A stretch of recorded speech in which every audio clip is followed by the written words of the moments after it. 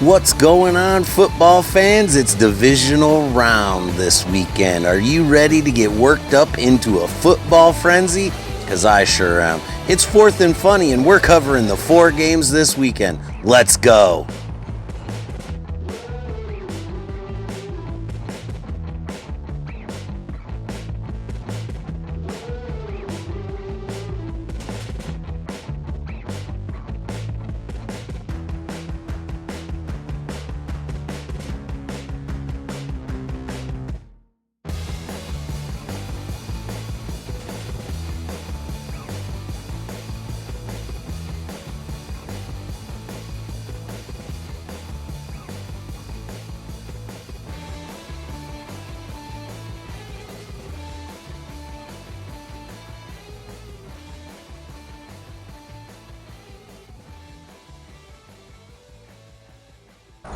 All right, guys, it is the divisional round of the playoffs. 4 games this weekend, and we are going to cover them right here on Fourth and Funny. Man, enjoying my last day here in Houston, about ready to head back to the snowy plains of Detroit, Michigan. Not looking forward to that. It's 70 and sunny here in Houston. But let's get into these games. Let's kick off the weekend with the Buffalo Bills taking on the Denver Broncos at Mile High. Man, this is the first of playoff game in Mile High Stadium, or whatever it's called now, in 10 years. Man, Bo Nix has a chance to take over that mantle of some legacy quarterbacks. John Elway, Peyton Manning, both won championships there. And Bo Nix in his second year looking to take his team to the AFC Championship. Now, I had Jacksonville knocking off Buffalo last week. That didn't quite happen. But I still don't know if Josh Allen is going to be able to take this on. Though their offense, their balance is really good. They're losing receivers. They're down receivers. They've still got a few weapons in the tank. They gashed Denver the last time they played them in the playoffs, man. Last year they decimated that team. I don't know that they're going to have such an easy road this year. They do have a great run game, which, if they can get that going, will open up Josh Allen for that pass game, and he is still Superman with his legs and will just take a game over.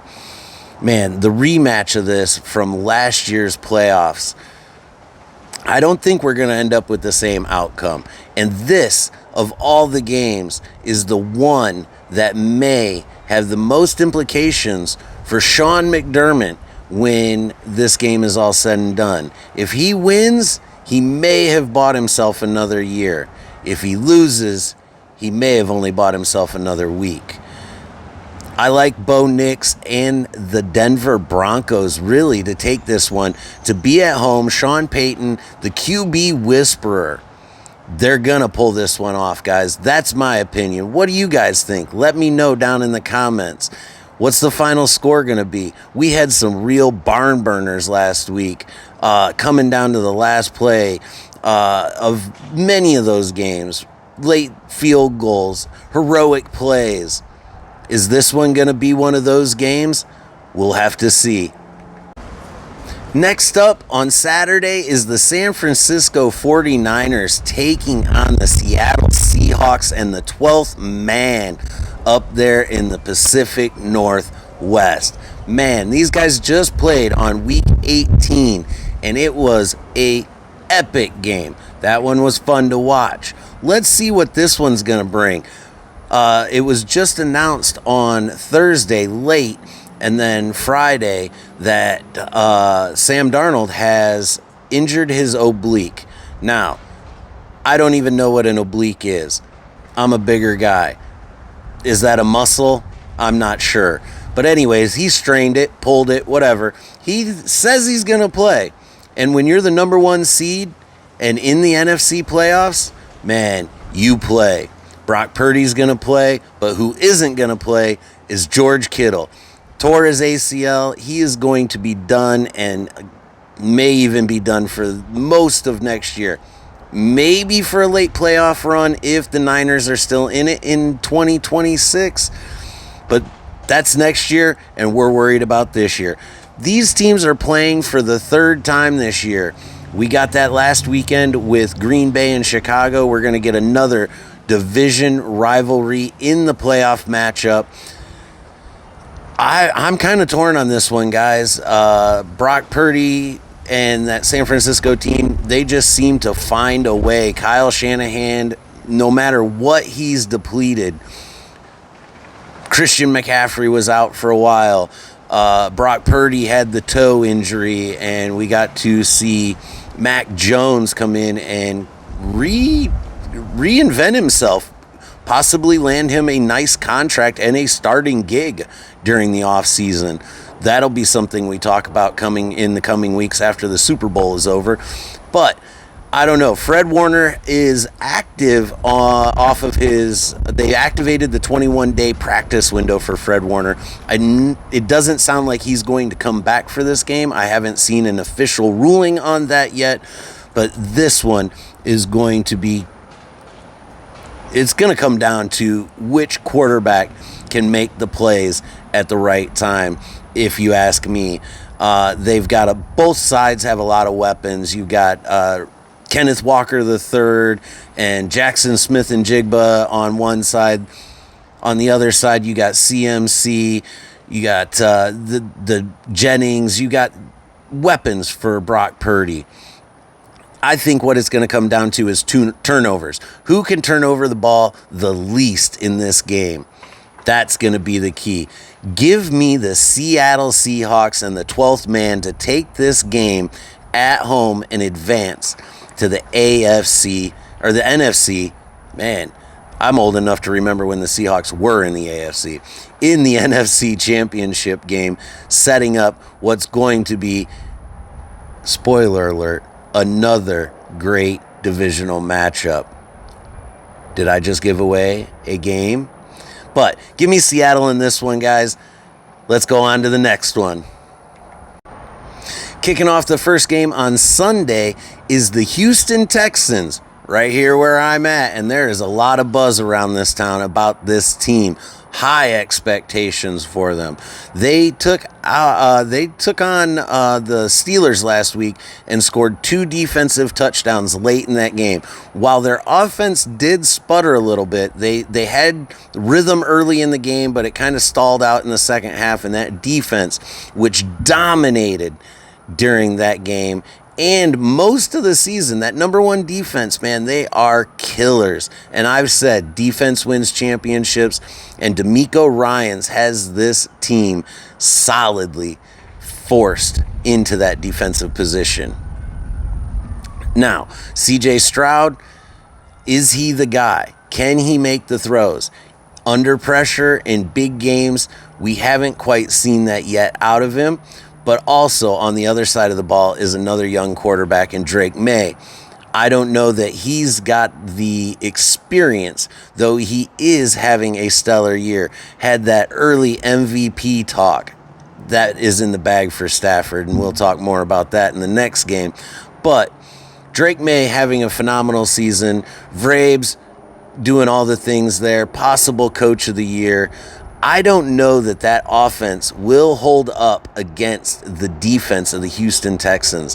I'm worried about the offense on the offensive side of the ball for Houston, and I'm more worried about the offensive side of the ball for the New England Patriots, because that defense is going to get after them.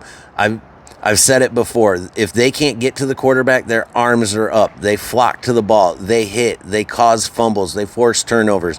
Aaron Rodgers put the ball on the ground twice in that game. Also, threw a pick 6 at the end of the game. They will force you into mistakes.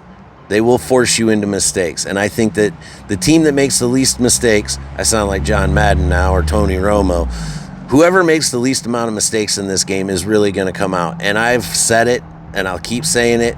Defense wins championships. Give me the Houston Texans in this game. The hometown team is going to be wild down here. This team has never been to an AFC championship game, and they are going to get there this weekend. Setting up Denver and Houston. That's going to be an epic showdown. Now for the fourth and final game of the divisional round this weekend is going to be the Rams traveling from LA to Chicago, where boy is it going to be cold, man. It is going to be frigid. Good thing they're not playing in Lambeau, the frozen tundra. But man, Chicago is going to be ice cold. Matt Stafford played a long time in Detroit. They're the dome team, but they had to play in Green Bay and Chicago. Matt Stafford is not afraid of the cold weather. He has not gone soft. That's why he's going to be the MVP this year. He's got weapons all over the place. Kyron Williams and Devontae Adams, Puka Nacua. I don't know, man. That offense just seems to be clicking.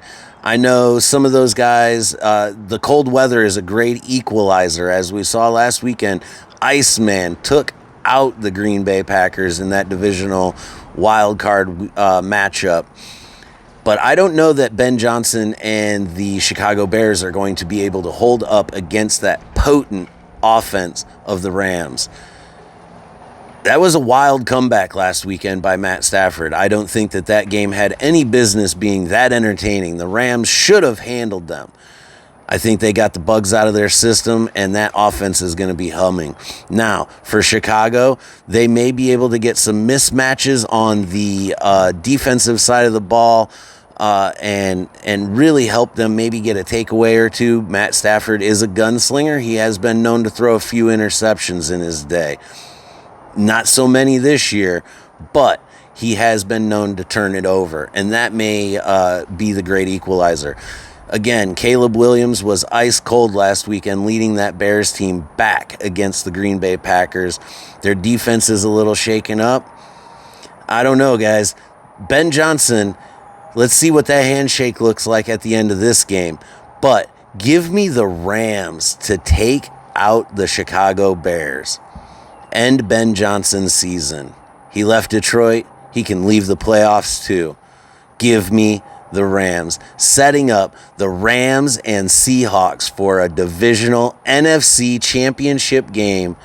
Wow, that one's going to be fun to watch. A third time for a lot of these games this season in the playoffs. We get Green Bay and Chicago again. We get San Francisco and Seattle again. These are some fun games to watch, guys. I haven't been disappointed one bit in the playoffs, other than I wish Jacksonville would have won last weekend, because it would have shaped up to be a fun week listening to the Bills and see if they could circle that wagon. But guys, man, okay, so we're going to go Broncos, Seahawks, Texans, Rams. Those are my four teams. Those have been the picks. Short picks this week, guys. Let's see where we land. And I will see you back on Championship Sunday, 4th and Funny edition. See you then.